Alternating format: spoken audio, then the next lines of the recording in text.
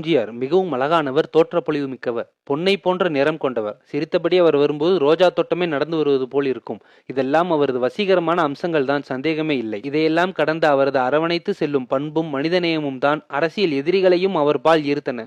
ஒரு முறை திமுகவிலிருந்து எம்ஜிஆர் நீக்கப்பட்ட சமயம் அவருக்கு ஆதரவாக மாணவர்களும் போராட்டத்தில் ஈடுபட்டதால் பள்ளி கல்லூரிகளுக்கு விடுமுறை அளிக்கப்பட்டது.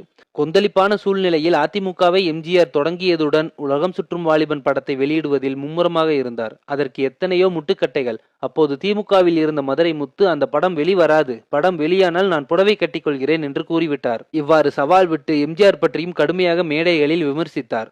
அந்த சமயத்தில் சென்னை சத்யா ஸ்டுடியோவில் தமிழகம் முழுவதும் இருந்து திரண்டு வந்த ரசிகர்களை தினமும் எம்ஜிஆர் சந்தித்து அவர்களிடம் பேசுவார். ஒரு நாள் அப்படி பேசும்போது மதுரை முத்தண்ணன் அவர்கள் கூட என்று குறிப்பிட்டார். அப்போது குப்புதாஸ் என்ற ரசிகர் முத்துவை பற்றி கடுமையாக விமர்சித்து அவரை பற்றி பேசாதீர்கள் என்று கத்தினார். அரசியலில் எதிரிகளாக இருந்தாலும் மரியாதையோடு பேசும் எம்ஜிஆருக்கு கோபம் வந்தது. கத்திய ரசிகரை பார்த்து, அவர் யாரு, அவர் நம்மாளா, இல்லை குழப்பம் விளைவிக்க வந்திருக்கும் மாற்றுக் கட்சியை சேர்ந்தவரா என்று கேட்டார். அந்த ரசிகரும் நான் எம்ஜிஆர் மன்றத்தை சேர்ந்தவன் என்று சொல்லி தன்னிடம் உள்ள அடையாள அட்டையை காண்பித்தார். அதை பார்த்த பிறகுதான் எம்ஜிஆர் சற்று கோபம் தணிந்தார். பிறகு கத்திய ரசிகரை பார்த்து, தம்பி முத்தண்ணன் இன்று என்னை கடுமையாக விமர்சிக்கலாம், ஆனால் அவர் திராவிட இயக்க வளர்ச்சிக்காக செய்த தியாகங்களை மறக்கலாமா?